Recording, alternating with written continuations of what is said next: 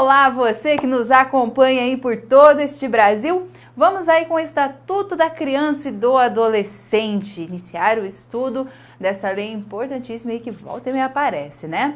Então, o Estatuto da Criança e do Adolescente, ele é um microsistema de proteção. Então, a Lei 8.069 de 90, ela vem trazer uma proteção de forma integral à criança e adolescente. Então, antigamente, nós tínhamos o chamado Código de Menores, nós tínhamos somente uma preocupação com a criança e o adolescente quando ele estava em uma situação de vulnerabilidade ou dentro de prática de atos infracionais. Então, quando a gente chamava ele de delinquente, vinha esse termo, inclusive, na legislação antiga, né, do adolescente delinquente que praticava atos infracionais, que são situações que são consideradas aí crimes, né? Pela legislação, a gente determina aí o ato infracional. Então, o roubo, o furto, um homicídio, latrocínio, entre outros. E também se preocupava na situação da criança em abandono, né? Ou quando era órfã. Então, só nessas situações que a gente tinha a questão da proteção. Nós não víamos a criança como um ser de direitos, uma pessoa em desenvolvimento e que merece uma proteção e uma atenção especial da sociedade e do Estado. Isso mudou com o nosso Estatuto, que é considerado ainda um dos mais avançados no mundo dentro de proteção da criança e do adolescente. Vem muito na questão de direitos aí fundamentais, a questões aí de cuidado da vida, da saúde, a questão da educação, liberdade, educação. Então, toda essa proteção é prevista no ECA. E, inclusive, traz normas, então, tanto de natureza civil, né, criminal e até mesmo crimes que são praticados em razão aí, né, contra criança e o adolescente e sanções que são previstas. Exemplo, então aqui se prevê dentro do Estatuto a questão da criminalização, né, tipifica quando se produz pornografia infantil, né, se distribui fotos, vídeos, né, com uma criança ou um adolescente em cena. Então traz essa proteção, essa criminalização, uma punição para adultos que praticam esse tipo de ato contra a criança e o adolescente. Então, a proteção de todas as formas, garantindo o bom desenvolvimento. Então, garantir o bom desenvolvimento de uma criança e um adolescente é garantir um bom futuro, inclusive, para o nosso país, para a nossa nação. As crianças são aí, claro, o futuro, né? A nova geração que vai aí levar o nosso país. Então, a gente tem que garantir, entender a sua condição peculiar, né? As questões do seu desenvolvimento, que ela não é um mini adulto, né, que ela tem ali os seus medos, suas aflições, a sua compreensão. Então, tudo isso vem trazendo de proteção, ok? E a Constituição vem e consagra, né, que é um dever tanto da família, como também do Estado e da sociedade, garantir essa proteção da criança e do adolescente. Então, já vem consagrado dentro da Constituição Federal também esses direitos fundamentais que a criança possui. Então, vamos agora também falar um pouquinho o que é criança, o que é adolescente. Então, o Estatuto conceitua que vamos trazer a proteção das crianças e adolescentes. Quando que a gente vai considerar criança e adolescente? Criança é até 12 anos incompletos. O adolescente, entre 12 anos completos e menor de 18 anos. Então, até que complete os seus 18 anos de idade. Essa criança e adolescente, é importante a gente ter essa diferenciação, principalmente quando você estuda a parte de aplicação de medidas socioeducativas, medidas de proteção, né? As medidas socioeducativas sendo aplicadas para adolescentes. Então, vários pontos do texto da lei, você vai perceber, uma situação que é prevista da criança, com relação ao adolescente. Então, nós temos que tomar um pouco de cuidado, porque o que a banca faz muitas vezes com você? Ela conta uma historinha, coloca, o Joãozinho que possui 14 anos de idade. Então ele é adolescente. Então, dentro de uma prática de ato infracional, a gente pode aplicar uma medida socioeducativa. A criança, o Joãozinho, possui 8 anos de idade e achou a arma do pai e atirou contra o seu irmãozinho e acabou aí falecendo. Então, ele é uma criança. Uma criança, a gente não pode aplicar uma medida socioeducativa. Nós vamos tratar de uma medida de proteção. Então, fique muito atento, que no decorrer da legislação vai vindo essa diferenciação. Então, criança e o adolescente. Excepcionalmente, o Estatuto ele vai ser aplicado para aqueles até 21 anos de idade. Exemplo, quando nós temos a questão da aplicação também de atos infracionais. Então, um adolescente que comete um ato infracional mata alguém, quando ele possui 17 anos, né? Faltando ali um dia para ele completar 18 anos, né? Na noite que ele iria completar. Então ele tem 17 anos. Aí ele comete um crime às 23 horas. Meia-noite ele completou 18 anos. Nós iremos aplicar o Estatuto da Criança e do Adolescente. Então iremos aplicar medidas socioeducativas, mesmo ele já tendo passado, né? Já estando maior de idade, já completando os seus 18 anos. Porque o fato ocorreu quando ele ainda era um adolescente, nem que fosse uma hora antes dele completar 18 anos, ok? E, claro, como a gente já estava falando, são detentores de direitos fundamentais. Então nós vamos falar de direitos fundamentais, vamos falar da saúde, da vida, vamos falar de educação, a liberdade, a dignidade. Então nós temos N direitos aí previstos, todos os direitos fundamentais, né? Então a gente tem aí a previsão para a criança e o adolescente e o ECA traz uma regulamentação ampla com relação a esses direitos. Então os direitos fundamentais, todos os menores, todas as crianças e adolescentes possuem direitos sem qualquer tipo de discriminação, de nascimento, de sexo, de raça, não importa, todos acabam sendo protegidos, estando dentro dessa proteção do Estatuto da Criança e do Adolescente. Então, temos também previsto dentro disso uma garantia de prioridade, tá? Para atendimento, para políticas. Então, o que é? Preferência de receber proteção e socorro. Lembra, a gente está falando de uma norma protetiva. Também a precedência de atendimento em serviços públicos, então as questões de saúde, até mesmo isso vai englobando a questão de celeridade, até mesmo processual. Então, quando existe algum caso, alguma situação envolvendo menores, existe uma celeridade.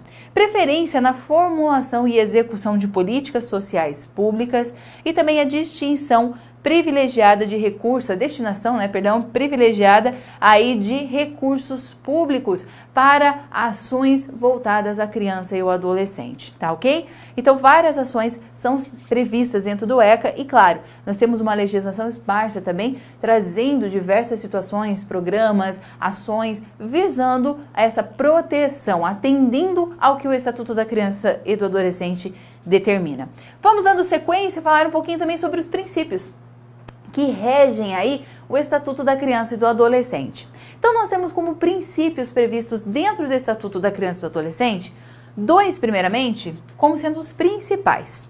Então, nós temos a prioridade absoluta, então, programas públicos, atendimento em serviços públicos, né? A tramitação de processo, nós temos a prioridade da criança e do adolescente. É urgente, nós temos que atendê-la com urgência, dar a preferência para a criança e o adolescente. E a proteção de forma integral. Então, quando eu falo da proteção de forma integral, é exatamente aquela diferenciação que tinha com o Código de Menores. Então, lá no Código de Menores, eu me preocupava somente com a criança e o adolescente em uma situação de vulnerabilidade. Agora, não.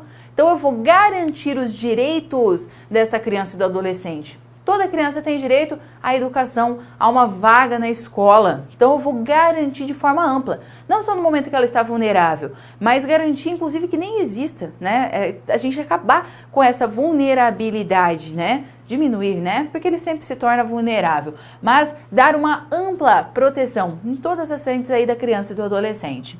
Temos também como princípio a condição peculiar de uma pessoa em desenvolvimento. Então, quando a gente vê, principalmente traz uma revolta, quando a gente assiste em televisão, né, adolescentes que praticam aí atos infracionais bárbaros, aí todo mundo fala, nunca tem punição. Esses adolescentes, eles cometem estes atos porque não existe uma punição. Realmente não existe uma punição, mas existe uma ideia de uma medida socioeducativa, ou seja, ele está em desenvolvimento. Então, quando se coloca na lei que você tem capacidade plena, você se torna maior a partir dos 18 anos de idade, é uma questão biológica, né, de compreensão, de entendimento. Ah, mas um adolescente sabe muito bem o que ele está fazendo. Eu concordo, a gente tem a compreensão, mas pense em você adolescente. Você adolescente não era muitas vezes impulsivo? Quanta coisa que você mudou desde a sua adolescência. Lembra você com seus 15, 16 anos de idade? Quanta coisa que você fala assim, nossa, como é que eu fui fazer aquilo? Então a gente muda, a gente se transforma, amadurece. Nós estamos em desenvolvimento. Então o adolescente, ele tem uma compreensão, até tem uma compreensão, mas ele tem uma impulsividade, tem uma questão toda hormonal, biológica que está em desenvolvimento, tá? Aí existe todos os conflitos que ele está vivenciando, né? Está saindo daquela fase que é uma criança, está se tornando adulto. Então, tem que entender essa condição peculiar. Entender que uma criança, né, ela também tem toda a sua condição. Então, uma criança, quando vem a lei e fala, olha, não pode ter um castigo, é que muitas vezes físico, né? Muitas vezes para uma criança, isso é uma sensação de morrer. Né? Às vezes, de repente, do jeito que ela vai apanhar, ela não tem, às vezes, nem compreensão, dependendo da idade, o porquê que ela está apanhando. Então, entender essa questão de desenvolvimento. Então, as medidas, as ações devem ser compreendidas nesse sentido. Também a ouvida e participação progressiva. Então, dentro dos atos, das situações que ocorrem, nós vamos ter uma progressividade da participação do adolescente.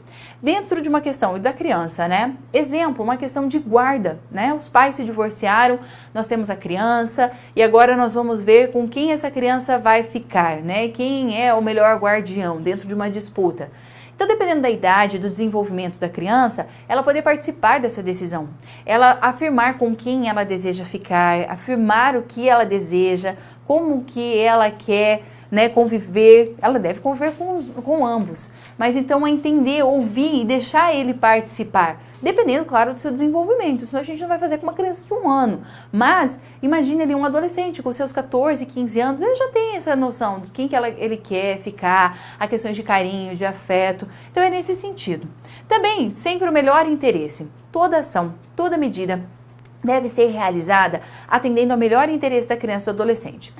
Nós tivemos um caso para exemplificar isso, que passou, né, até em rede nacional, na televisão, que aconteceu o seguinte: uma criança, tá, foi tirada de sua mãe sob a acusação de que a mãe era usuária de drogas, não tinha condições de cuidar da criança.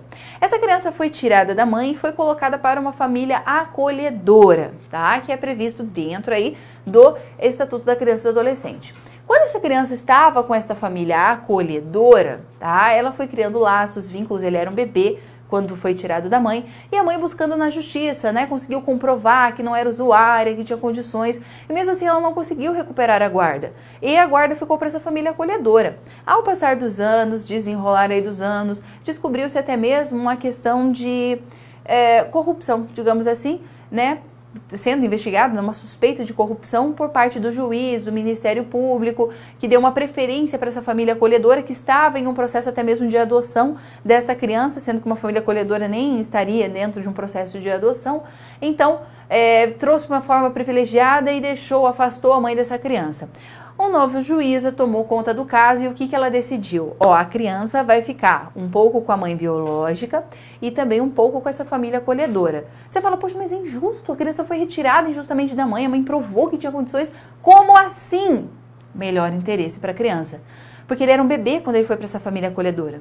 Essa família acolhedora cuidou muito bem dessa criança, tratou muito bem essa criança.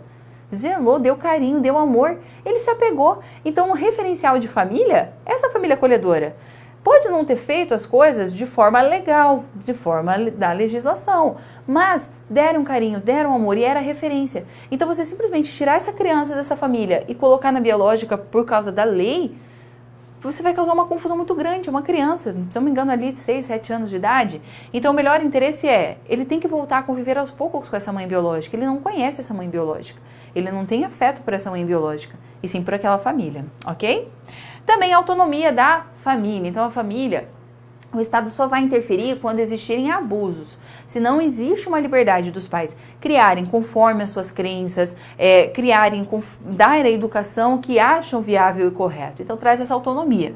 Também traz a responsabilidade parental. Então, o Estatuto, a legislação, chama a responsabilidade dos pais para os seus filhos. Também a proporcionalidade. Toda medida tem que ser aplicada de forma proporcional ao ato cometido. Um adolescente que comete um furto, tá? Então ele vai no mercado, pega uns chocolates, sai correndo, segurança pega ele que pegou uns chocolates ali, o furto. Nós vamos aplicar uma medida? Sim, ele cometeu um ato infracional. O que é uma medida proporcional? Muitas vezes uma advertência, ele nunca teve outro ato nem nada. O que é desproporcional? Desproporcional é fazer uma internação, por exemplo, colocar ele em uma instituição. E isso é uma medida totalmente desproporcional. Nós vamos privar a liberdade deste adolescente porque ele roubou alguns chocolates. É desproporcional. Também a intervenção precoce e mínima. Tem que ser rápido e o mínimo possível o Estado vai intervir nas relações. Mas evitar danos maiores e fazer exatamente o que é necessário. Ok?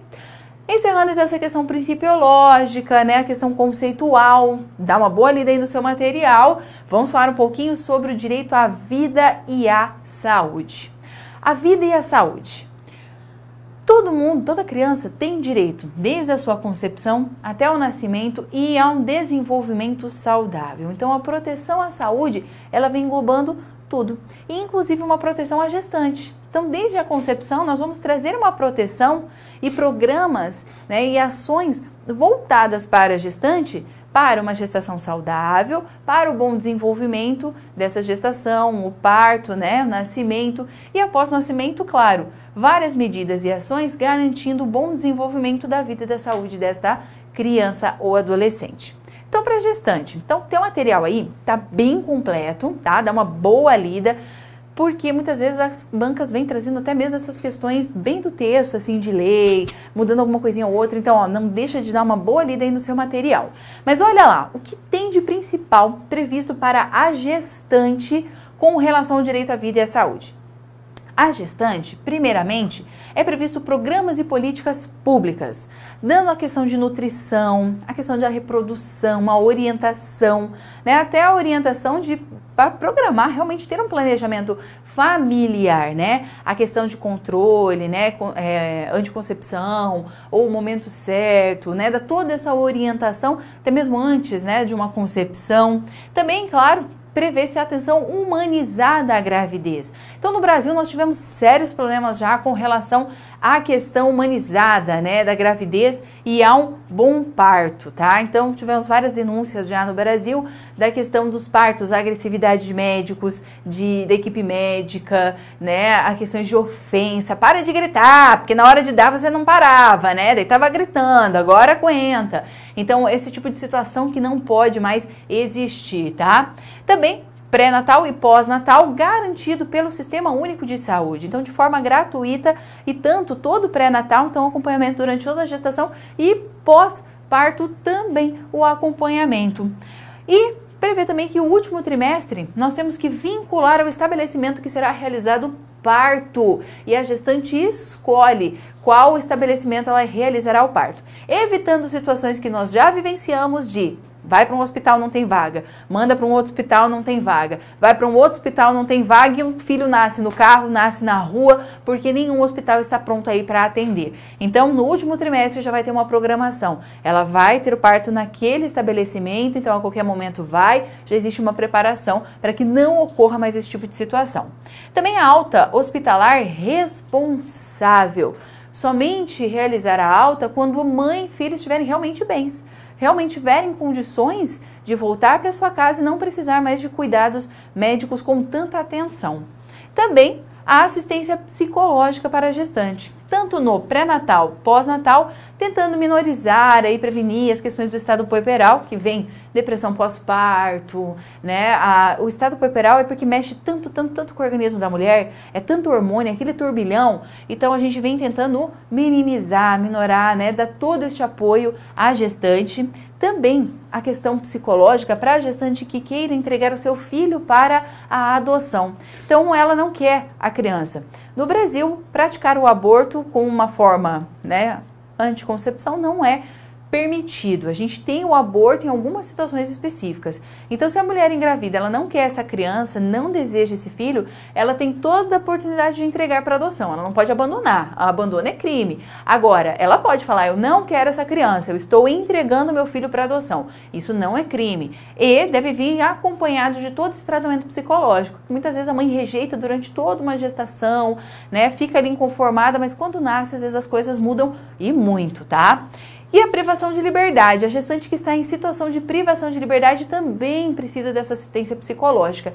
E hoje o ECA vem prevendo até mesmo a questão de ficar com essa mãe, né, privada de liberdade dentro da primeira infância, trazendo aí os estabelecimentos condições de salubridade, de higiene, de segurança para o bom desenvolvimento dessa criança E não somente enquanto está amamentando. Então hoje a ideia é ficar um pouco mais de tempo com a mãe e filho junto, mesmo com essa mãe estejam cumprindo aí pena de privação de liberdade. Ok?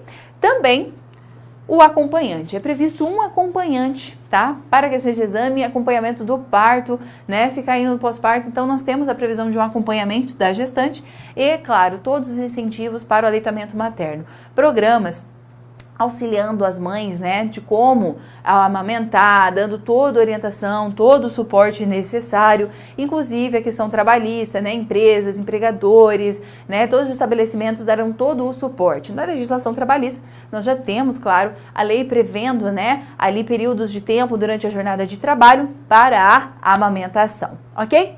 Vamos trabalhar um pouquinho mais sobre o direito à saúde e à vida? Me acompanhe. Então, outras medidas com relação à saúde, lembrando que você tem que dar uma lida aí no teu material que está bem completo, tá?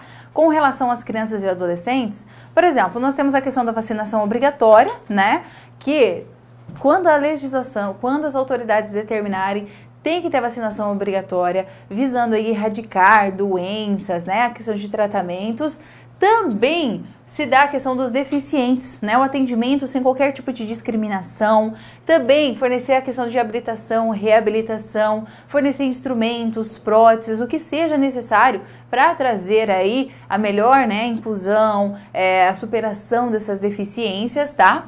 Também, todo caso suspeito ou confirmado de algum tipo de castigo físico, tratamento cruel ou degradante ou maus tratos, todos aqueles que estão atendendo, então um médico, enfermeiros, aqueles que tenham contato com a criança ou adolescente nessa situação, tá? Então qualquer tipo de tratamento, então abuso sexual, que ela foi espancada, tem que ser informado para o conselho tutelar ali da comunidade, sem prejuízo de demais situações que devem, demais ali, formas, né, instrumentos que eles devem realizar, informações, sem prejuízo de qualquer situação que vem ainda a ser previsto na legislação, atitudes que eles devem tomar. Então, primeiramente, vai informar o conselho, porque o conselho tutelar, ele vai remeter também para as autoridades e vai dar toda também a sistemática aí para que seja aí confirmado, se tiver realmente, né, ser feita toda a investigação, para que a gente tenha efetiva punição desses agressores, afastamento muitas vezes do lar, né,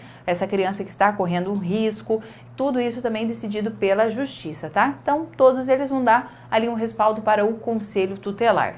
E os hospitais e estabelecimentos de atenção à saúde de gestante, tanto público como particular, têm a obrigação de manter o registro de atividades por 18 anos. Então, manter um prontuário, manter todas as informações durante esse período de 18 anos, até mesmo porque depois uma questão eventual da criança, né, ir para uma adoção, ela tem a possibilidade de conhecer suas origens e até mesmo o diagnóstico de doenças, de algumas situações aí que venham ser vivenciadas, vai ter esse registro de atividades.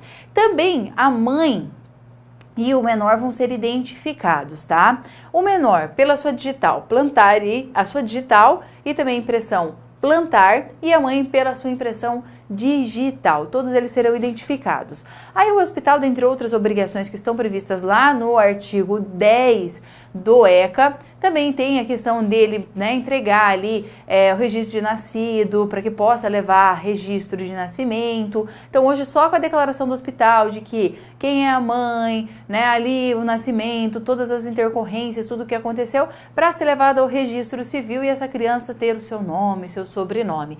E também se prevê lá nesse artigo 10 o alojamento conjunto. Então hoje não tem mais essa situação de que teve um parto, a mãe vai para um quarto, a gente pega a criança e leva ela lá para um berçário com um monte de criança e a gente identifica, né? Essas coisinhas que a gente vê em filme, isso não se tem mais. A ideia é que fique junto, tá? Então vai ter o bercinho ao lado da cama da mãe, a criança vai ficar ao lado da mãe. Então em uma enfermaria ali um bercinho, num quarto, sempre o alojamento vai ser de forma conjunta. A criança não vai ficar mais naqueles berçários lá com aquele monte de bebê, vai ficar junto da sua mãe. Isso vai garantindo ainda também um bom desenvolvimento, a questão também da mulher, a questão do aleitamento. Então isso realmente atende uma questão de dignidade. Então tá previsto tudo lá no artigo 10. Não deixa de dar uma boa lida aí no seu material, porque vai caindo muito textinho de lei. Quer ver como aparece? Vamos ali para os exercícios para vocês verem como que aparece muito a questão de texto legal. Então me acompanha aí na primeira.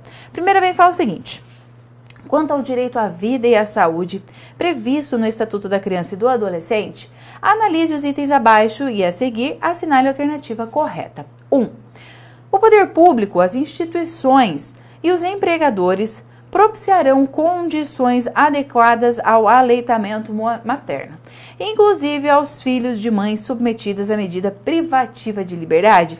Com certeza. Então, as condições para o aleitamento não é só da mãe que está livre, não.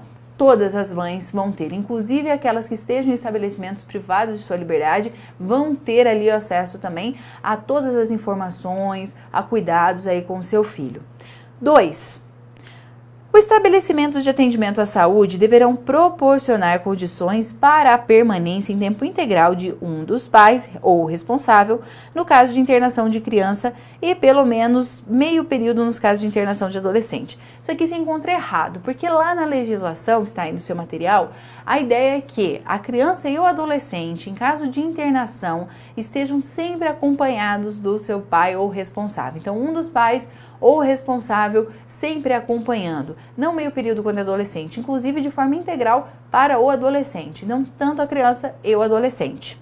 E 3. Incumbe ao poder público fornecer gratuitamente àqueles que necessitem os medicamentos, próteses e outros recursos relativos ao tratamento, habilitação ou reabilitação. Correto. Então, vai ser feito de forma gratuita toda essa atenção aí à criança ou adolescente quando de suas deficiências. Então, está a letra A, né? Somente a 1 e a 3 estão corretas. Então, vamos aí para a próxima. Considera-se criança, para efeitos do ECA, a pessoa com até 16 anos de idade incompleto? 16? Não, né? Até os seus 12 anos incompletos. Com 16 anos já é considerado adolescente. Então, até 12 anos incompleto criança, entre os 12 e 18, adolescente. Próxima. Em relação ao direito à vida e à saúde, conforme estabelece o Estatuto da Criança e do Adolescente, as seguintes afirmativas estão corretas, exceto A. A criança e o adolescente têm direito à proteção à vida e à saúde, mediante a efetivação de políticas sociais públicas que permitam o nascimento e o desenvolvimento sadio e harmonioso, em condições dignas de existência. Corretíssimo textinho de lei. É assegurado a todas as mulheres o acesso aos programas e às políticas de saúde da mulher e do planejamento reprodutivo, e às gestantes, nutrição adequada, atenção humanizada à gravidez, ao parto e ao puerpério, e o atendimento pré-natal, perinatal e pós-natal integral no âmbito do Sistema Único de Saúde. Corretíssimo também. Ali bem no comecinho, né, da legislação quanto ao direito à saúde, ali no seu material também está, é direito garantido das gestantes. C. O atendimento pré-natal será realizado por profissionais de atenção primária, certo?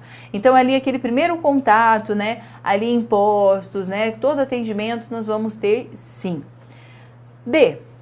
Os profissionais de saúde de referência de gestante garantirão sua vinculação desde o primeiro trimestre de gestação ao estabelecimento em que será realizado o parto, garantindo o direito à opção à mulher.